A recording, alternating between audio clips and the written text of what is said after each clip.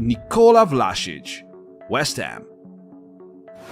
The Croatian attacking forward is the 5th most expensive signing in the history of the Hammers, but unfortunately money doesn't often bring efficiency on the pitch. The star of CSKA Moscow cost West Ham 30 million euros, but he was unable to become even a first-11 player. During the whole Premier League season, Vlasic played only around 1,000 minutes, taking part in 19 matches and scoring just 1 goal at the end of the season. In 2022, the Croatian had no goal impact at all, and by the end of the season, Moyes stopped playing the player even from the bench. Notably, the only goal scored against Watford cost West Ham a little more than 3 million euros. That's how much is the salary of Vlasic. It's more than what Antonio and Rice get, who are, by the way, the key players of the club. Nikola Vlasic moved to West Ham as one of the most promising players in his position, but during the season it became obvious that the Croatians should find a new club as soon as possible, because it was impossible to replace Lanzini and Benrahma as playmakers. Moyes' experiments of playing the Croatian in other positions also failed, so the club realized they did not need this player. Naturally, the transfer value of Vlasic declined because of the lack of playing time. This means that West Ham now need to not only find a buyer for a player who has spent a whole season on the bench, but also try to get at least some money spent on his transfer back. It's not an easy task, but obviously neither West Ham nor Vlasic have any other option. Ross Barkley, Kepa Arrizabalaga, Chelsea.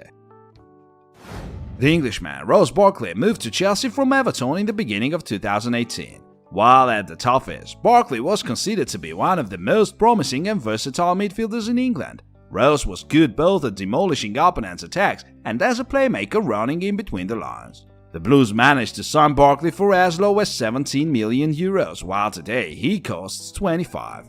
To do that, Chelsea had to bribe the player with a salary of 5 million per year. The Englishman didn't fail only in his first season at Chelsea. Then problems started that turned the player into a real burden for the team.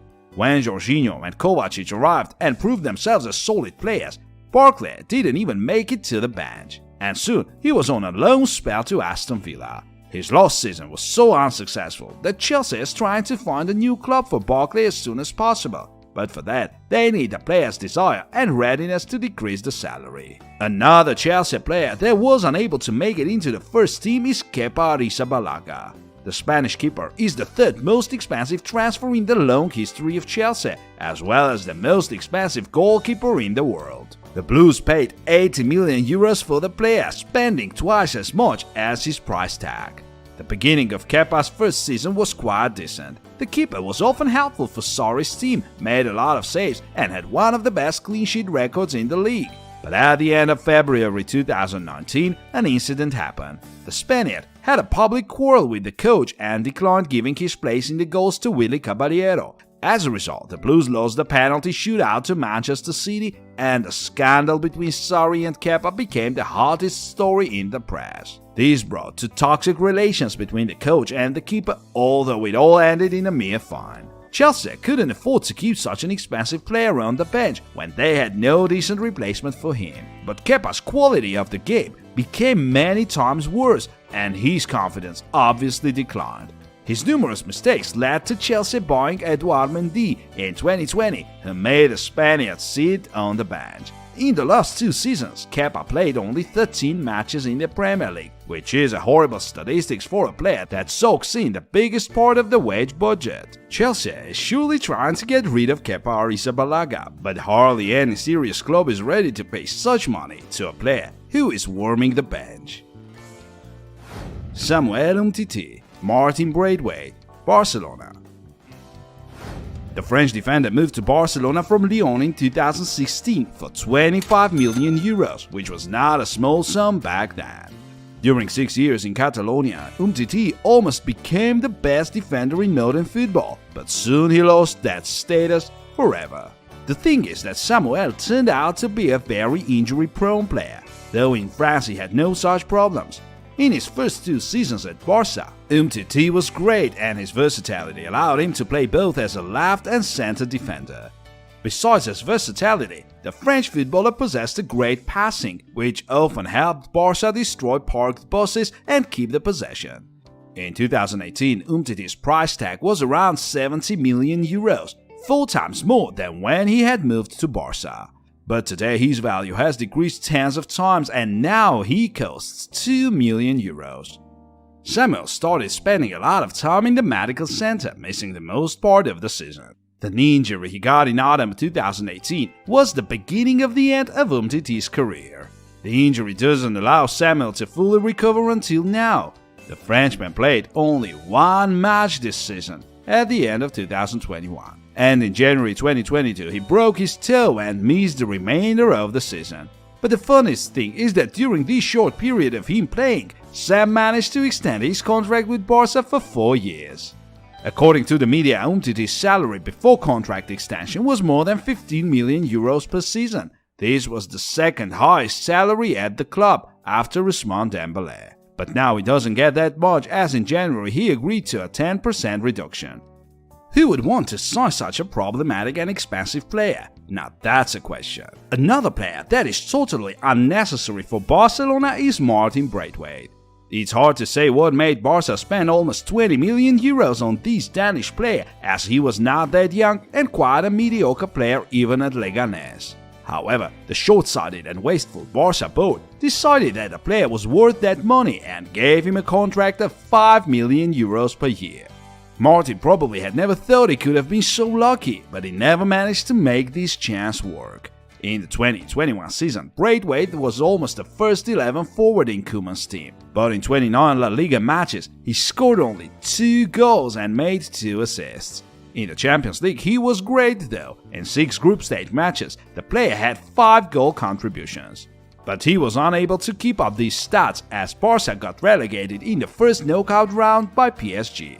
Under Xavi, the Dane became a bench warmer, and it is very difficult to find a new club for him. It's obvious that Barca won't be able to bring any money back spent on this player. Alexander Kokorin, Fiorentina. After the 2018 World Cup, Alexander Kokorin got into a very unpleasant story which almost ended his career. The forward spent 2 years in prison, losing his star status. No serious club wanted to deal with Kokorin, but the Russian side Sochi was brave enough to loan Alexander out from Zenit. Soon everybody forgot about the incident and Kokorin managed to restart his career, scoring regularly for Sochi. In summer 2020, the forward joined Spartak Moscow as a free agent and in January got an offer which he could not refuse. Fiorentina showed interest in the Russian footballer and paid 4.5 million euros for him, the same amount as his transfer value was at that time. Of course, it was thought to be the most important transfers in Kokorin's career, as he had been considered finished after the last World Cup, and suddenly a serious European club decided to rescue him. The Viola were ready to pay a decent salary for the player's services, giving him 3 million euros per year, but a happy end wasn't supposed to happen. In 1.5 years in Italy, Kokorin played only 216 minutes and made no goal contribution. Alexander was unable to work with any of the 3 coaches Fiorentina hired, as all of them considered Kokorin the last choice among other players. During this time, the Russians' transfer value dropped from 4 million euros to 800,000, though no club shows interest in the forward. Few players are able to restart their careers at the age of 31, so Kokorin has 2 options. Silently warm the bench till his contract expires for the next 2 years and get quite a decent salary even for Serie A, or risk and try to find his game, but already at a new club. Obviously, Fiorentina is going to try and get rid of the player who costs a lot and is useless. Nicolas Pepe, Arsenal. On August 1, 2019, Arsenal decided to break their own transfer record that belonged to Aubameyang and sign a 24-year-old Ivorian winger from Lille, Nicolas Pepe. Back then, the player was one of the best in the world in quite a rare position of right forward. Pepe was the second best scorer in France, losing only to Mbappe. In 38 matches of Ligue 1, Nicolas scored 22 goals and made 11 assists. Arsenal had to fight for the dark star because a bunch of clubs wanted to sign Pepe, among them Bayern and Man United. But Arsenal paid 15 million more than his transfer value and signed Pepe for 80 million euros. Besides, the player became one of the highest paid players at the club with a salary of 8 million euros per year. This contract is valid till today. Only Thomas Partey gets more. Under Unai Emery, something went wrong for the Ivorian, but soon the Spaniard left the club, and young and promising Mikel Arteta, ex-Arsenal star and Pep Guardiola's former assistant, took the Gunners' hot seat. In the first season, Pepe was considered to be adapting to England, though he made 11 goal contributions. But in the second season, it became more clear. Nicolau was often caught out of the game, made many wrong decisions, and spoiled the attacks of his team. His brand dribbling, that had worked perfectly in France, was easily destroyed by clingy and massive English defenders. Arteta started using Pepe less often, trusting the right wing to the promising talent Saka, who successfully benched the Ivorian and made him an ordinary rotation player. In the last season, Pepe played only 680 minutes in the Premier League, scored 1 goal and made 2 assists. Lame stats for the most expensive transfer in the history of the club. As a conclusion, it should be mentioned that Pepe is 28 already, and he's definitely not promising anymore, as well as he's out of Arteta's plans. He clearly let the player understand that if he stays at the club, he will watch the matches from the bench. Pepe's value is 25 million euros now, but no club are willing to sign him for such a sum and with such a high salary. Eden Hazard, Real Madrid. Florentino Perez spent several years asking Chelsea and Granovska to sell the Belgian, but the Blues tried to keep their main star at the club as long as they could. However, Hazard himself wanted to move to Madrid so much that the Chelsea board had no other choice but to let the player go. Los Blancos supporters were very happy as one of the best players on the planet joined their team. At Chelsea, he had been proving in almost every game that he could win a match all by himself. Real Madrid had to pay 115 million euros for Hazard, though his transfer value at that moment was 150 million. That's why Perez was very happy with such a deal. The Belgian was given the number 7 shirt, which is iconic for Real Madrid, and 20 million euros per year as a salary. At that moment, only Bale had a higher salary, but let's not forget that Bale was not just a great footballer, but a professional golf player. You know what happened next? In 3 full seasons at Madrid, the Belgian winger played only 48 matches in La Liga, scored 4 goals and made 7 assists. His transfer value decreased more than 10 times. Now he's worth 12 million euros. But it's not even about the money. The thing is that Hazard is suffering from regular injuries, which do not allow him to be even a substitute for Vinicius. This is all quite strange, as in Chelsea he had never had such problems. Is there any mystery here? Phil Jones, Anthony Martial, Eric Bailly, Man United. Manchester United still can't recover after the departure of Sir Alex Ferguson. But it's wrong to blame the new owners for all the problems, because Phil Jones has been at the club for 11 years already. The English defender even became champions alongside legendary players like Rooney, Ferdinand, Scholes and Giggs. But if back then his mistakes were taken as a matter of young age, now he's become more of a man. It's all because of his face full of emotions. Jones had a lot of chances under Ferguson, then under Moyes, Van Gaal, Mourinho and Solskjaer. But constant injuries did not allow the player to reach his prime. Unfortunately, in 2020, Phil got a knee injury and spent 1.5 years in the medical center. Of course, after such injuries, it's very difficult to become even a rotation player. United paid Jones 6 million euros per year, while in the last 2 seasons he took part in 6 matches, and the defender's transfer value is lower than his salary. But the Englishman is only 30. So at a more modest club, he has all the chances to play football again. The only worry is his physical shape. The second footballer that became the fans' mockery target is Anthony Martial. In 2015, United paid Monaco 60 million euros for the Golden Boy Award winner, who cost 8 million euros back then. United of course paid such money hoping that Anthony would one day become a player, just like Ronaldo and Messi. But the regular change of coaches and United's unstable game stagnated the development of the talented player. Besides, Tony was more confident in the left winger position.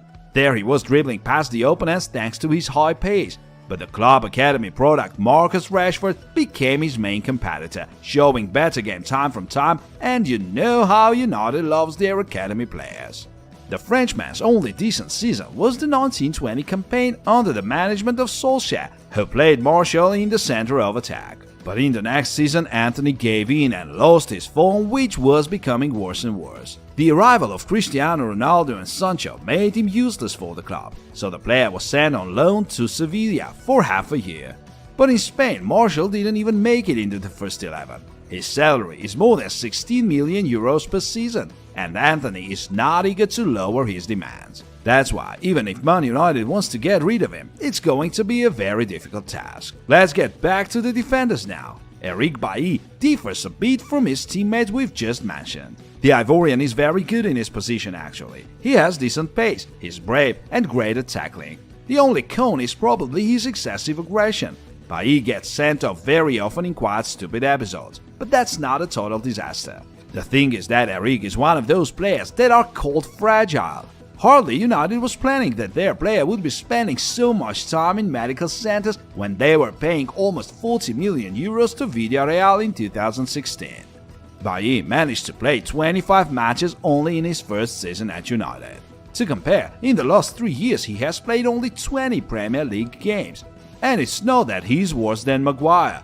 Probably it's impossible to be worse than Maguire right now. But because of the constant injuries, it's hard to rely on Bailly. Most probably, Man United will have to part ways with Eric Bailly this summer, of course if he doesn't get injured on one of the pre-season training sessions. Just in case, United should take care of the player.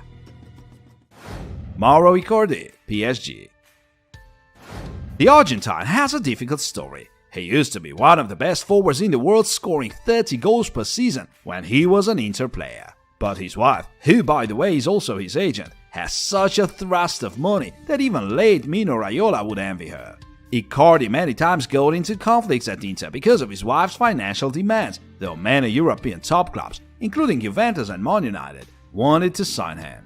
But already then it was obvious that his wife was only after money. In the 2020 summer transfer window, Icardi was signed by PSG for 50 million euros. This move was considered a step back because, unlike Italy, in France, PSG was winning the title with almost no competition every year. In theory, Icardi was supposed to score in almost every match, but it became difficult even to get into the first 11. The strong competition in the attack of the Parisian team made him often stay on the bench, because no coach would seat Neymar or Mbappe. And when Messi arrived, who by the way is a long enemy of Icardi, he made Mauro a deep reserve player. Yes, at PSG, Mauro Icardi earns way more than at Inter. The Parisians pay him 9 million euros per year. But is it worth wasting your career, especially when you can score so many goals so easily? In the last season, the Argentine scored only 4 goals. 4 goals! Being a center forward. Yes, even Marquinhos scored 5, and he's not a striker at all. Anyway, Mauro Icardi is a useless player at PSG for the moment, and hardly the French club wants to deal with the wife of a player who still has 2 years on his contract. Aaron Ramsey, Juventus. A footballer whose goals are considered devil's deeds and mysteriously coincide with the deaths of famous people. Aaron Ramsey has made a long touristic career, the peak of which was at Arsenal. In 2019, the Welsh midfielder decided to part ways with the Gunners, moving to Juventus as a free agent. The Italians were very happy as they managed to grab a great midfielder for free, while many other clubs tried to sign him. When a good player runs out of contract, a bunch of clubs are competing to sign him, offering lucrative wages. Juve won the battle and gave Ramsey more than 10 million euros per year. Even Chiesa and Vlahovic now get less. Ramsey tries hard to adapt to Italian football, but in vain. His abilities to play short passes or crack deep-lying defensive lines turned out to be unnecessary, and Max Allegri's arrival last summer brought Juventus back to the traditional counter-attacking style. If before the coach's arrival Aaron was useful from time to time, it all ended after the manager took over. At first, Ramsey was seated on the bench, and in winter he was sent on loan to Rangers. As the Welshman is 31 already and way out of form, Juventus would be glad to receive at least 3 million euros for him. That's how much Ramsey costs now. Of course, the club should sell him as soon as possible, but even if it doesn't work out, he's going to run out of contract next year anyway. Marcel Sabitzer, Bayern. Hansi Flick won every possible title with Bayern, including the treble in the 1920 season. But in 2021, he gave his chair to the young and promising tactical geek Julian Nagelsmann from RB Leipzig. The German coach brought former Leipzig key players to Bayern to make his work more comfortable. But if defender Upamecano quickly justified the invested money, the second signing doesn't seem so bright. Bayern bought Marcel Sabitzer for a very low sum, paying only 15 million euros instead of 40. The ex-Leipzig leader, who had managed to get to the Champions League semi-final, did not meet the expectations in the Nagelsmann's Bayern. While at the Bulls, the Austrian worked miracles in the midfield. Marcel was very confident both in the defensive midfield and in the attacking zone, cleaning up behind his teammates and aiding wingers.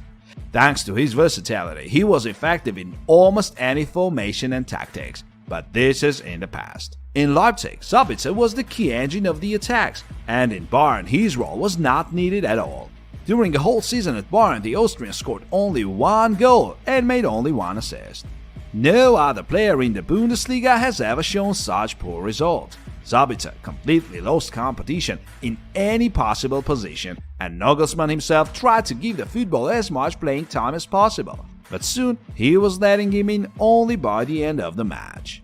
The player was not ready for such a serious challenge and the level of his new partners, as he obviously declining from match to match. After the club has signed Gravenberch and Mané, he has no chances to make it into the build-up. That's why Bayern should think of selling the player. His transfer value has fallen to 15 million euros, so Bayern could try selling him for as much as they paid for him. Waiting till his contract expires in 2025 is a bad option both for Marcel and for Bayern, as they pay him around 7 million euros per season.